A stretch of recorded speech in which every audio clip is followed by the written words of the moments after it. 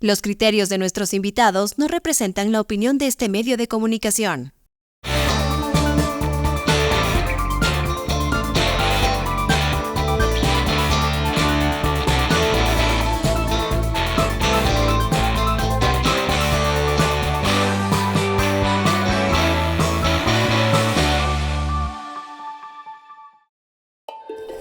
Él es Baltasar Ushka, el último hielero. Esta es la Thunder Mammoth M2, el primer motocarro de carga. ¿En qué se parecen estos dos personajes del Andes ecuatoriano? Que nacieron para ser los fuertes del trabajo pesado. Una potente herramienta de trabajo con amplio espacio de carga. Thunder Mammoth M2. Fabricados para durar, diseñados para ahorrar.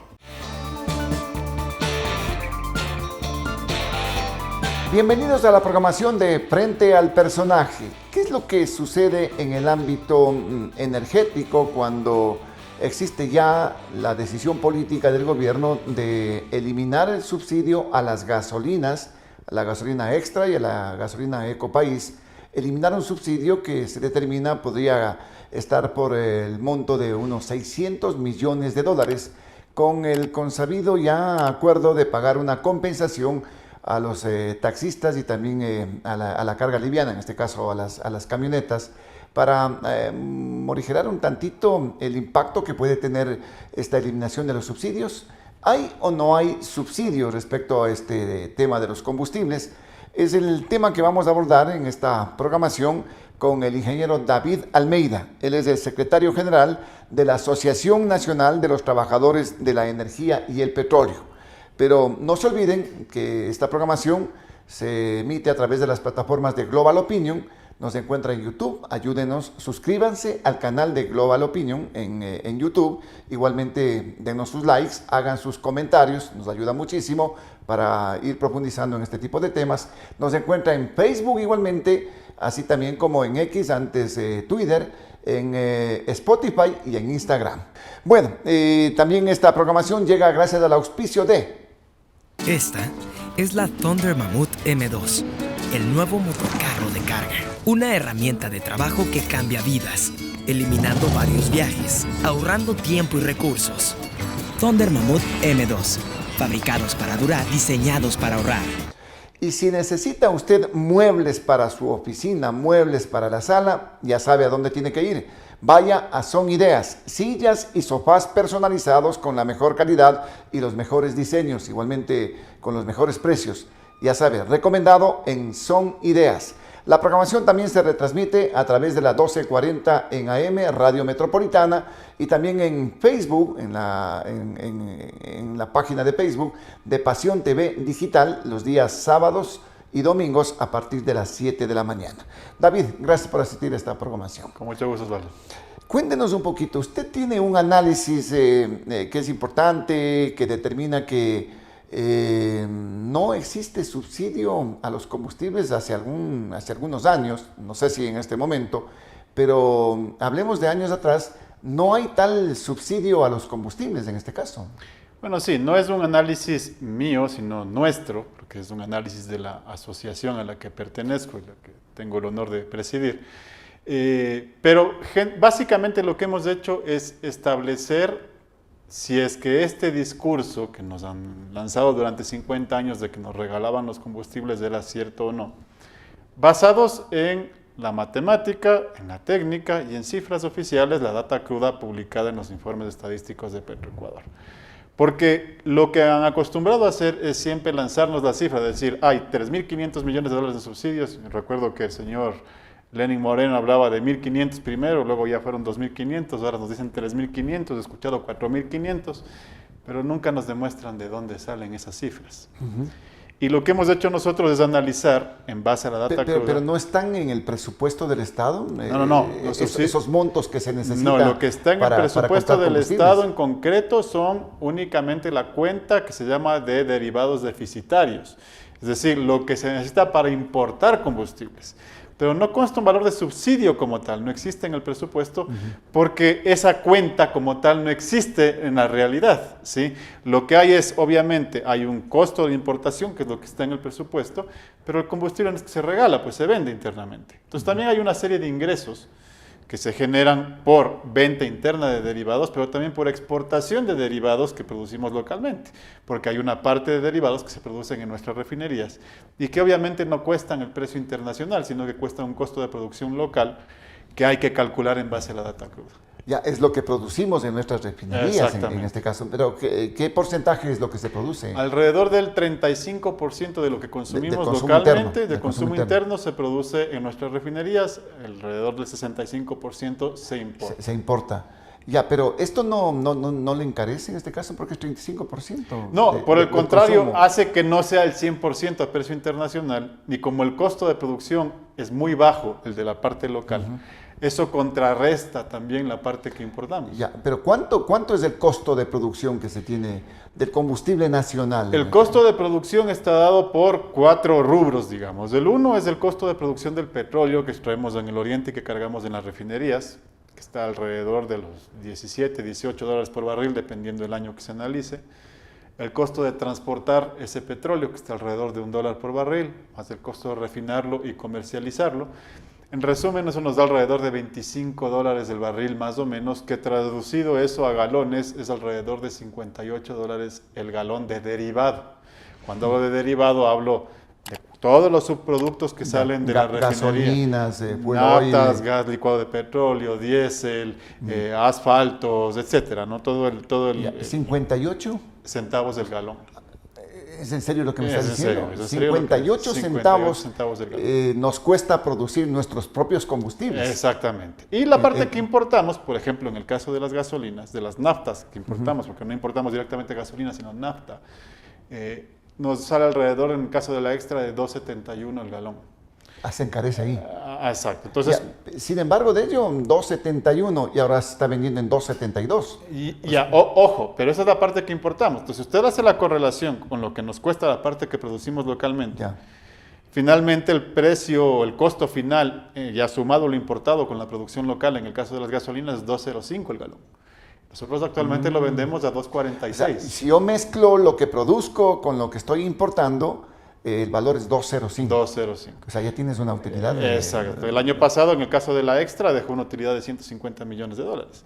Ahora, esto... A ver, expliquemos esto. 150 millones de dólares fue de utilidad de las gasolinas, de la extra. Exacto. Entonces, por eso no se justifica. Pero estamos hablando de que lo que nos cuesta es el subsidio son 600 millones. Es pues, que por eso en, le digo... En gasolinas. Por eso le digo que deben transparentar cómo calculan. Pues porque lo que hacen ellos es la simple. Nos dicen, a ver, ¿a cuánto venden la gasolina en el mercado internacional? $3, $3.50.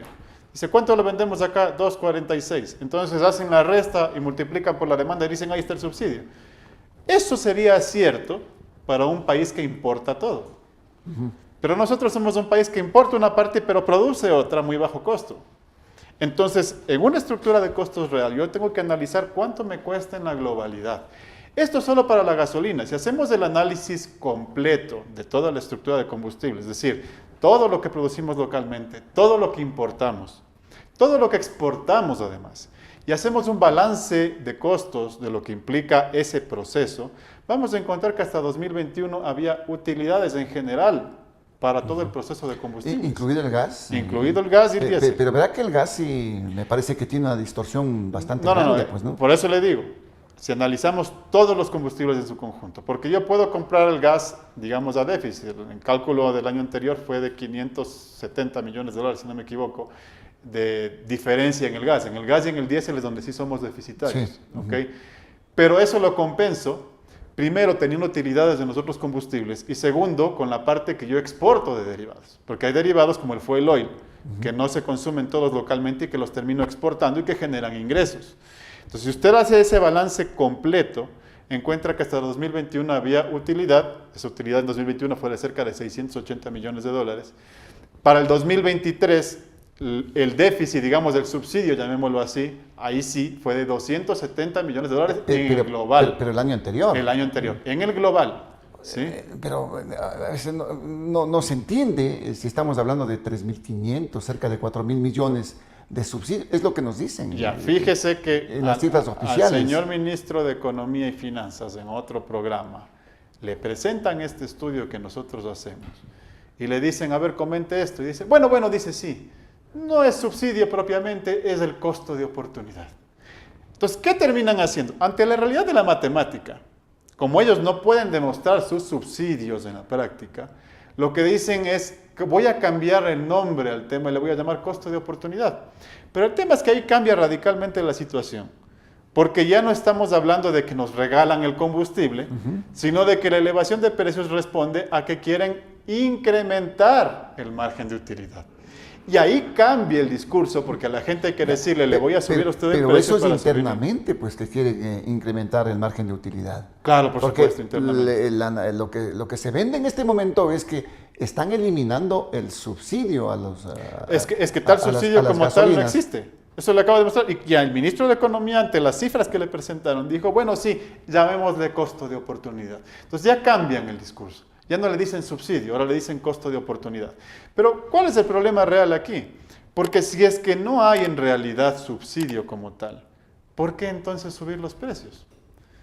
Y la respuesta está en lo que han hecho paralelamente, no de ahora, sino desde hace unos 4 o 5 años, en la legislación alrededor de los combustibles, que es permitir que el sector privado pueda importar directamente y revender los combustibles, para lo cual necesitaban ponerlo a precio internacional, incluso un poco más arriba del precio internacional, para que le resulte rentable al privado, ahí sí solamente importar y revender. Ya, pero este precio porque va a subir a 26 centavos, me parece, este precio de 2.72 no va a reflejar el precio internacional todavía. Por ahora. Todavía. O sea, ya compensa.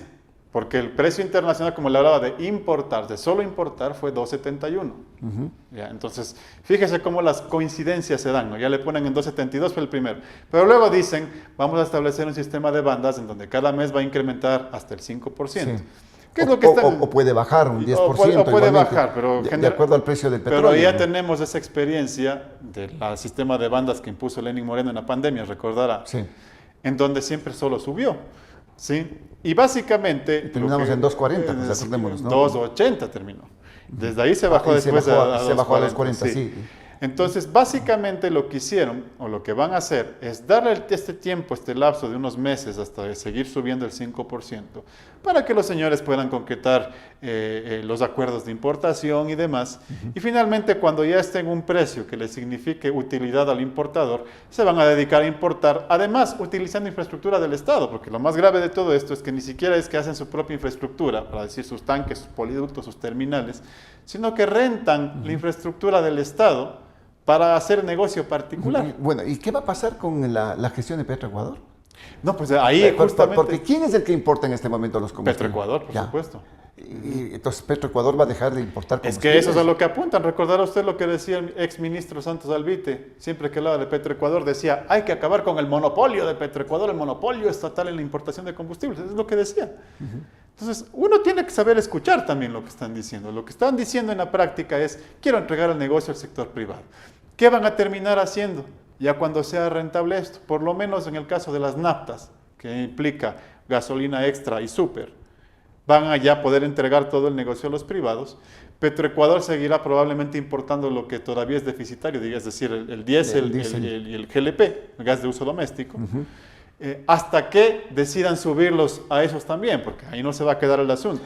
¿Usted conoce que el Fondo Monetario hay quizás una imposición de que también se suban el precio del gas licuado de petróleo y también del diésel? No, por supuesto, pues es que todo va atado, ¿no? El Fondo Monetario Internacional no es una entidad neutra, es una entidad que toda la vida ha defendido intereses transnacionales, intereses de corporaciones también. Y aquí entran las corporaciones que nos quieren vender el combustible. Finalmente, por eso decía, hay que saber escuchar. Cuando uno lo escucha también al ministro de Economía y Finanzas y dice, me sale más barato importar que producir localmente, lo que nos está diciendo es, el proyecto a largo plazo o a mediano plazo es que nosotros dejemos de producir derivados y nos dediquemos a solo importar los derivados.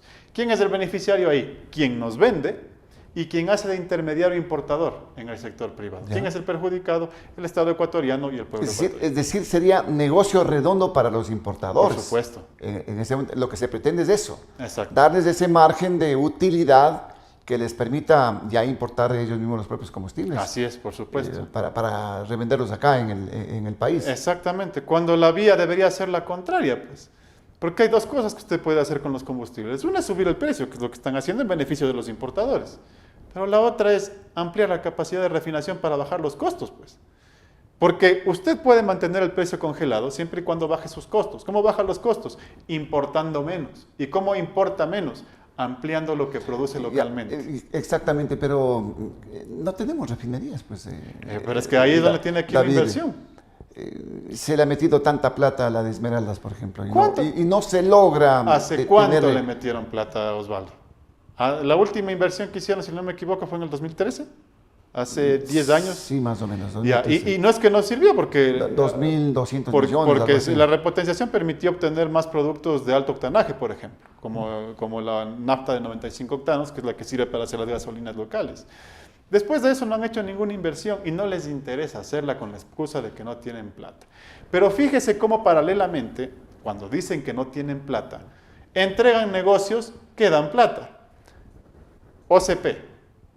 El OCP tiene que revertirse al Estado en este momento y le podría generar al Estado 120 millones de dólares en ingresos. Pero el ministro de Energía, acaba de anunciar que ellos quieren extender el contrato de OCP. Es decir, esos 120 millones de dólares, seguirlos manteniendo en manos privadas. Pero será con otras condiciones de pronto. Pues, Habrá ¿no? que- habrá que si ver. lo van a ampliar ese contrato. Habrá que ver. Pero el asunto es que en la práctica ese contrato debería revertirse al Estado y es Sí, estratégico. pero Petroecuador tiene capacidad para Pero por operar supuesto, porque el se OCP. regresa con la misma gente que trabaja en el OCP, pues.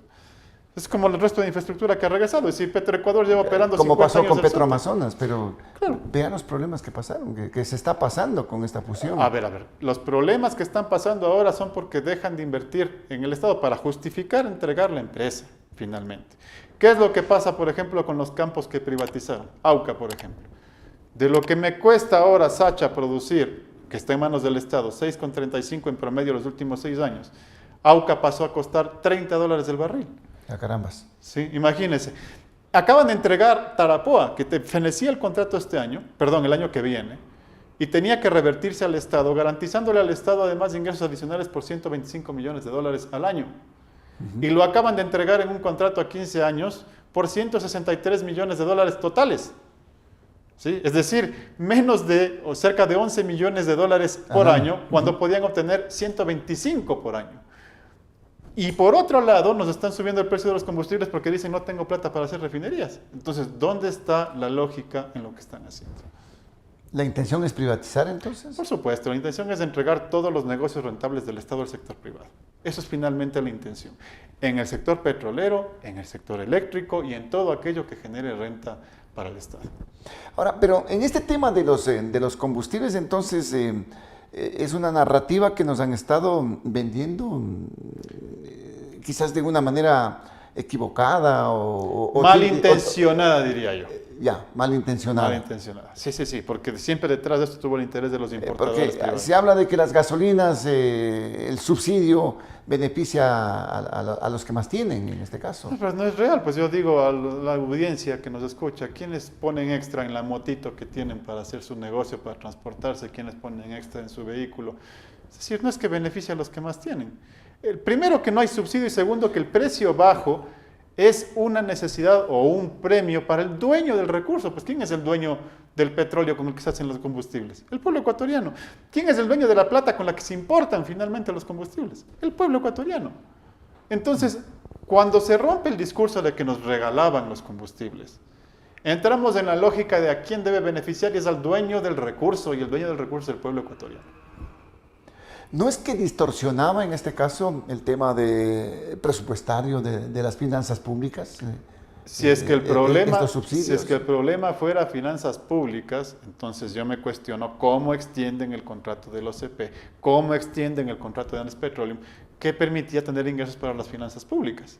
Entonces vemos ahí con claridad de que por un lado se hacen estas concesiones, se hacen exenciones tributarias a los que más tienen, que le quitan finalmente plata que el Estado debería cobrar, Y por otro, ahí sí en la crisis fiscal dicen que ponga el hombro el pueblo ecuatoriano pagando más por los combustibles porque distorsionan la economía.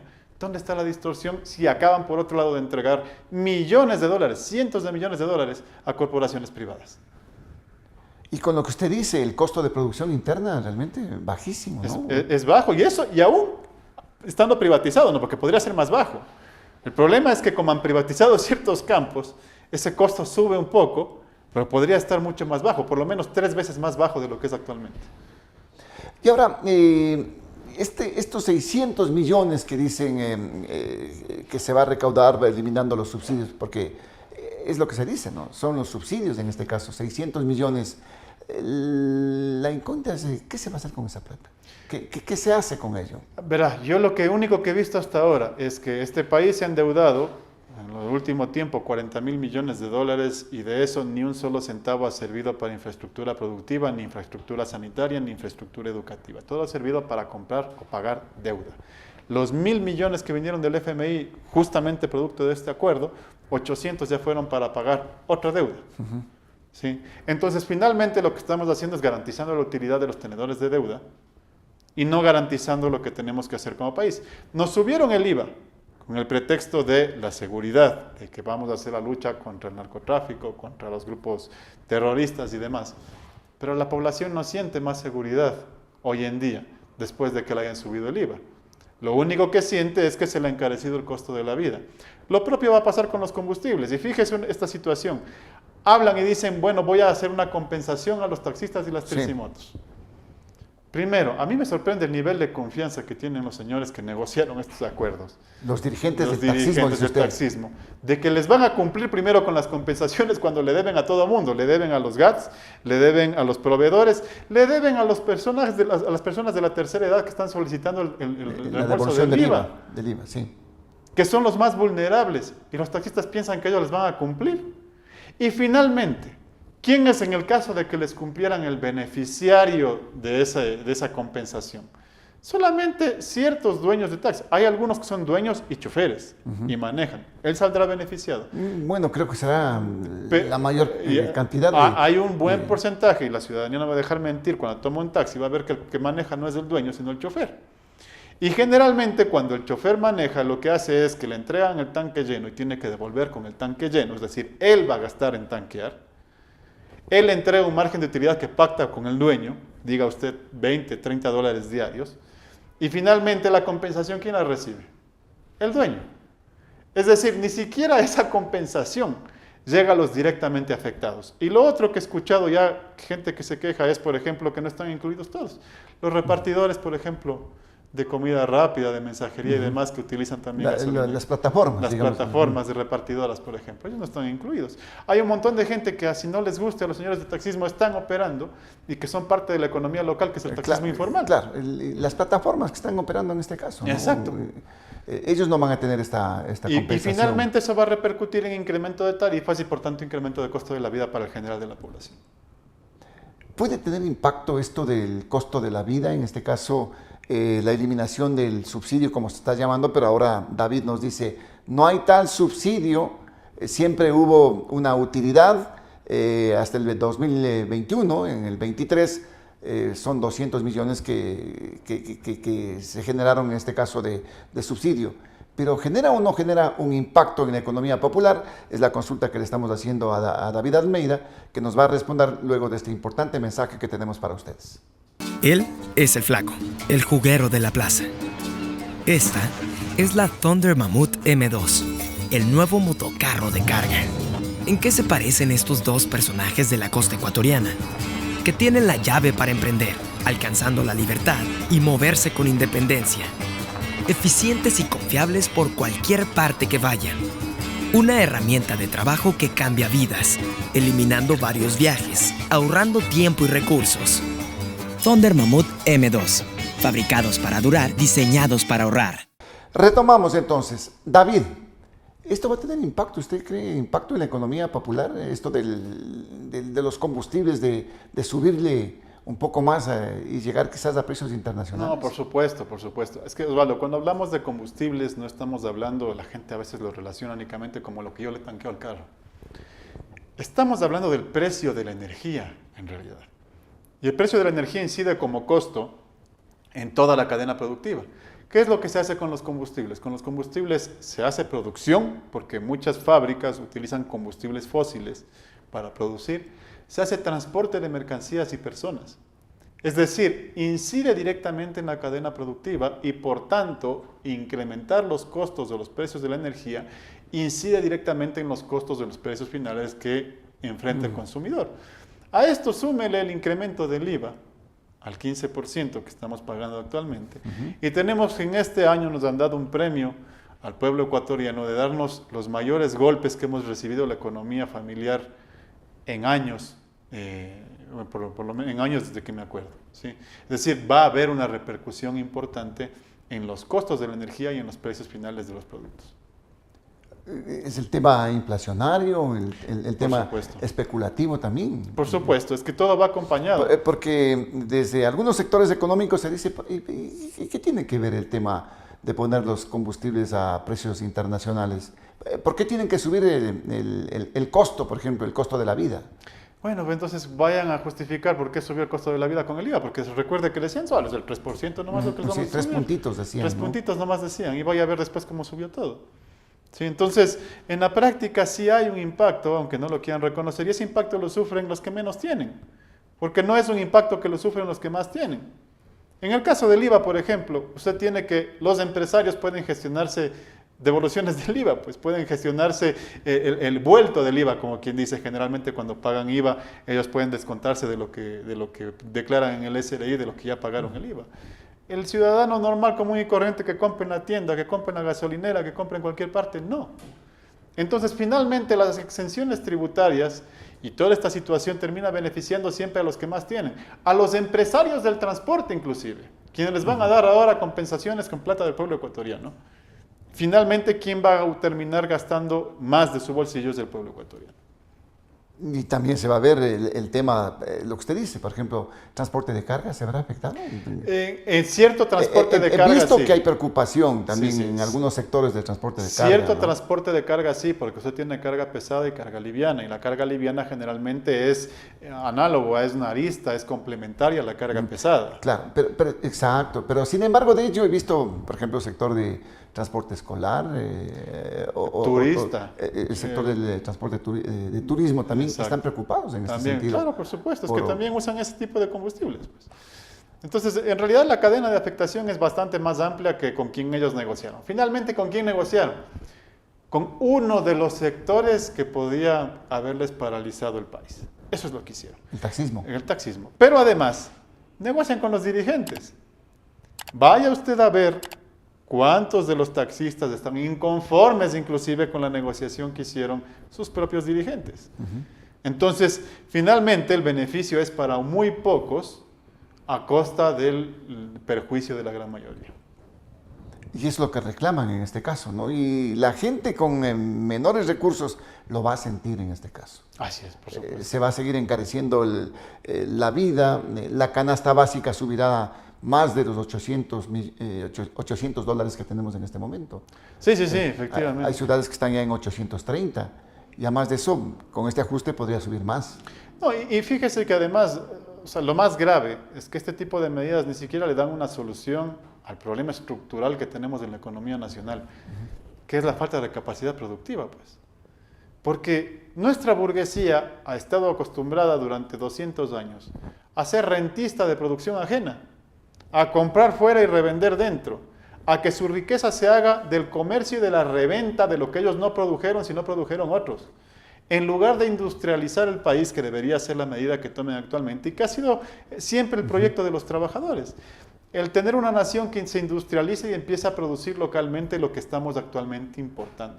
¿Cuánto de este dinero se va a destinar a infraestructura productiva? Probablemente cero, igual que lo ha ocurrido con el resto de deuda pública. Acordémonos que tenemos firmados acuerdos comerciales con China, por ejemplo. Sí. Que lo que va a hacer es importar más cosas de China, ¿no? Exacto. No sé si la balanza comercial vaya a ser equitativa en ese sentido. ¿Y quiénes son los beneficiarios? ¿Quiénes hacen los negocios? Esto siempre es la misma burguesía importadora que tenemos en el país. Es decir, o sea, tenemos una clase empresarial dominante tan ociosa inclusive, no todos, pero la gran mayoría, que prefieren hacer su renta de importar y revender en lugar de producir localmente, de hacer el esfuerzo por realmente instalar infraestructura productiva. Y cuando lo puede hacer el Estado, que es quien finalmente debería suplir esa falta que no la hace la propia burguesía, tampoco quieren y prefieren importar los combustibles.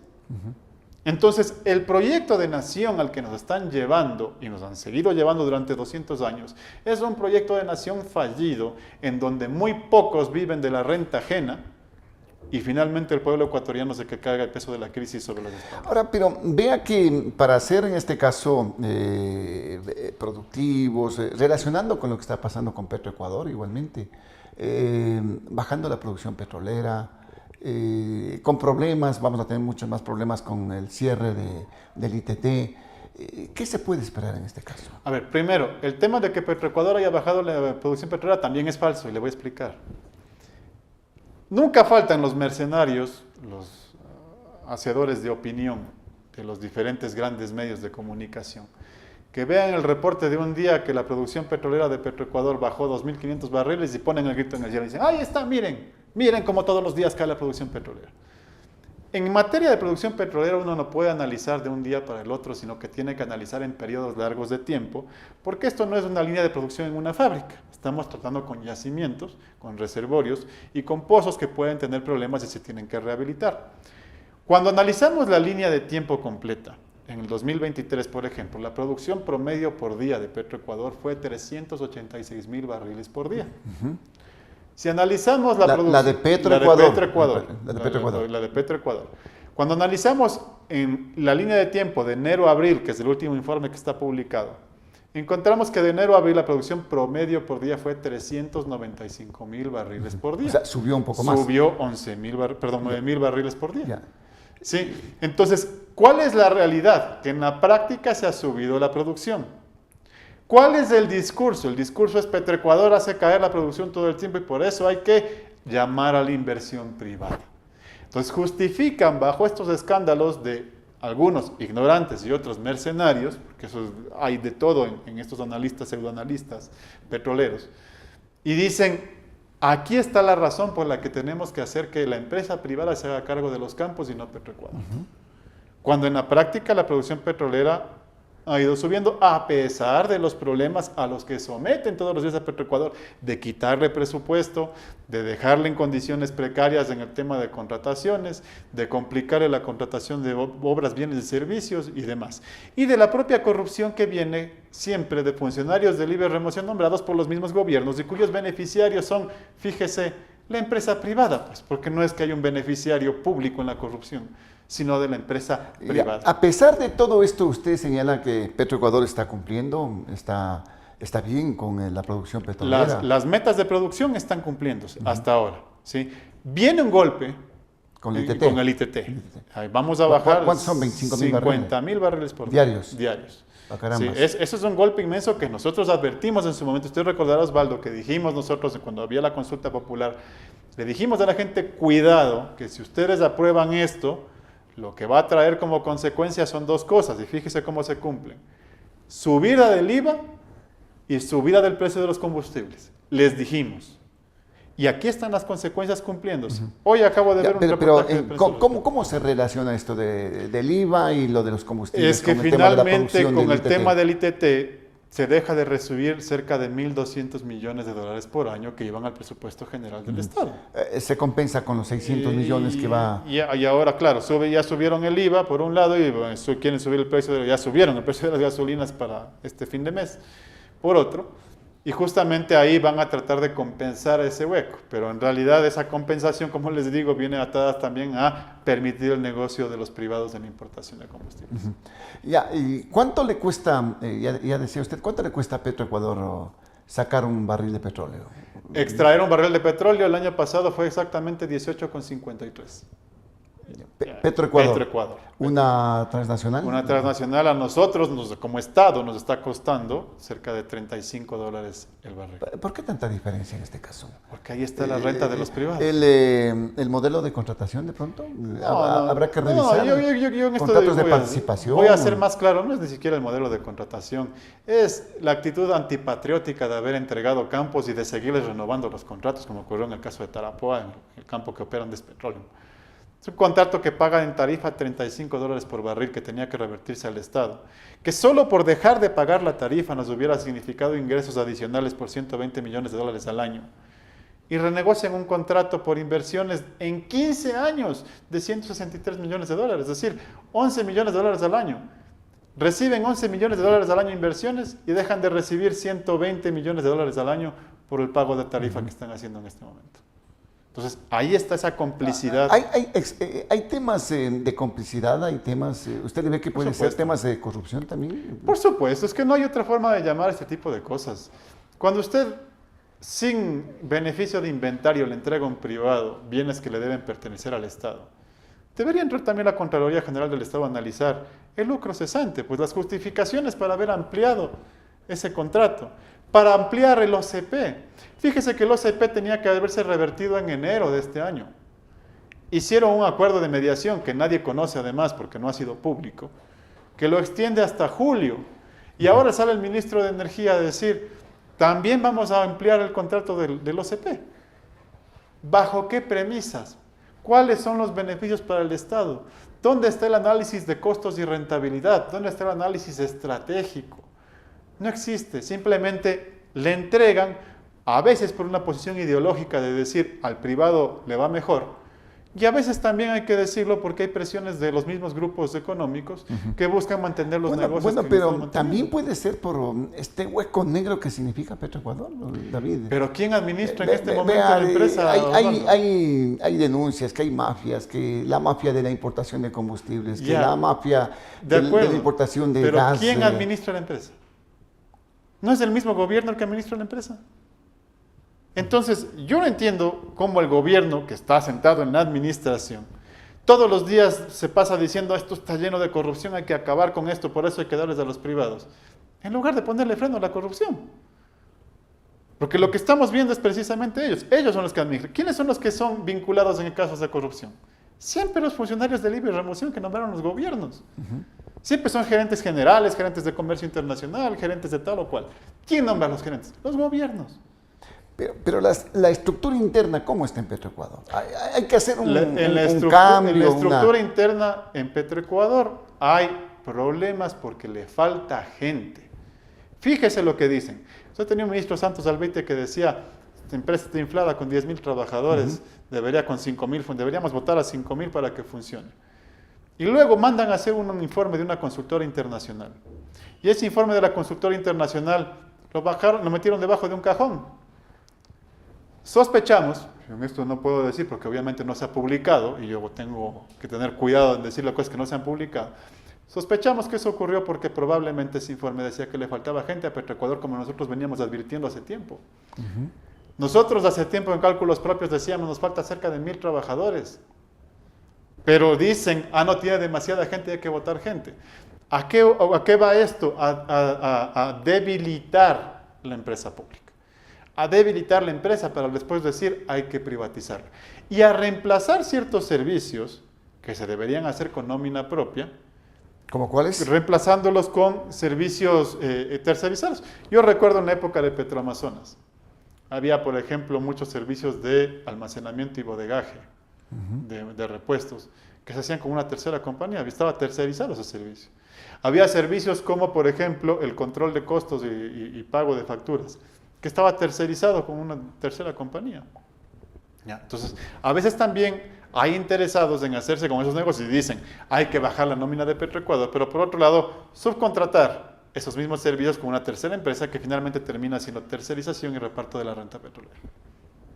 Que no debería ser así. Que no debería ser así. Se deberían buscar cómo abaratar. De pronto el sector privado apoya también de pronto en ese aspecto. Vea, Osvaldo, el sector privado debería aportar donde hay inversiones de alto riesgo. Por ejemplo, en campos nuevos donde hay una incertidumbre geológica grande, donde tienen que hacerse grandes inversiones con un riesgo altísimo de parte del riesgo geológico.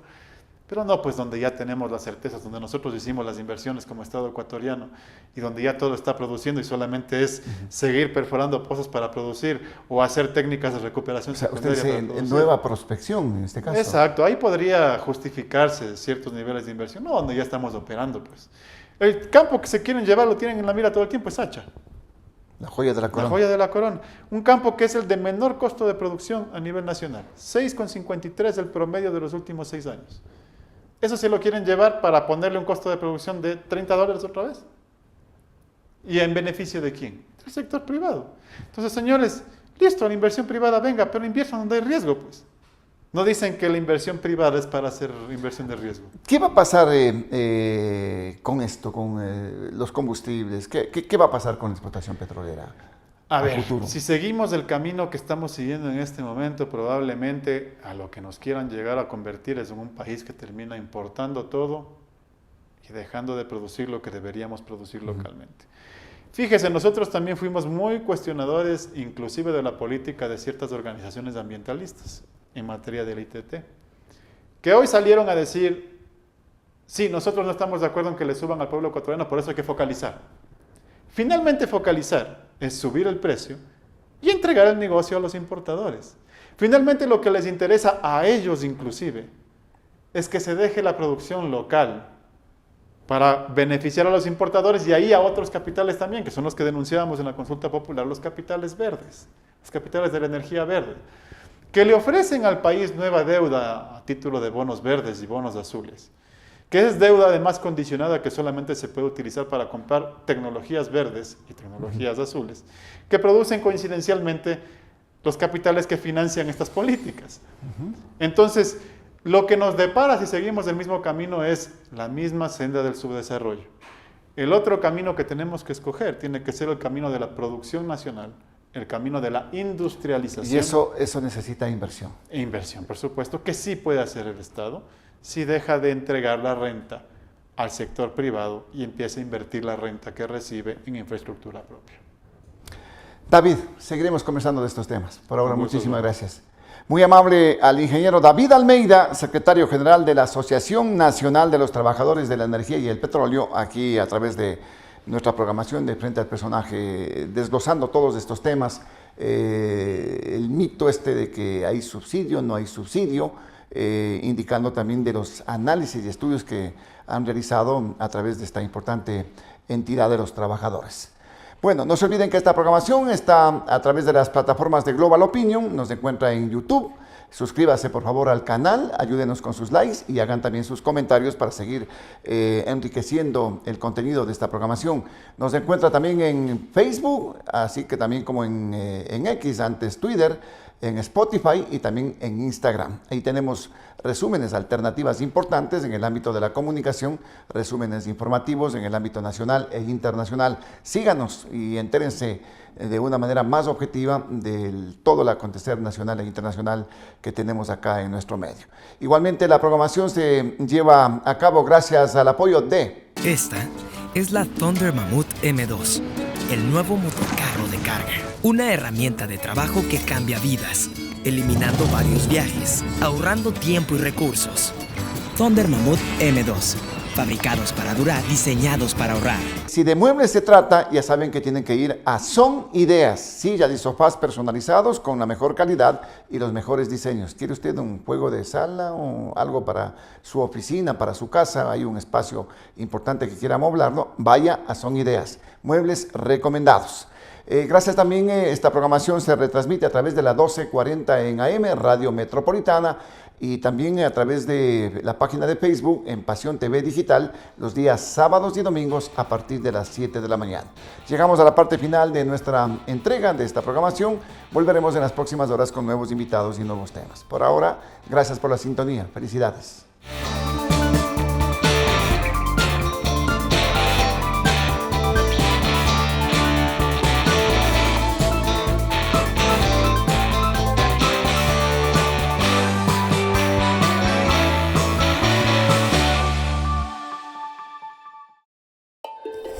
Él es Baltasar Ushka, el último hielero.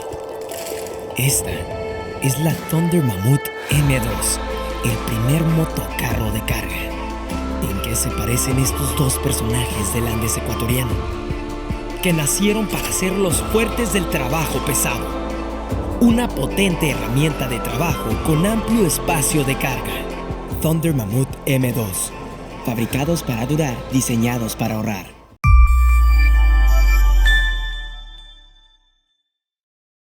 Los criterios de nuestros invitados no representan la opinión de este medio de comunicación.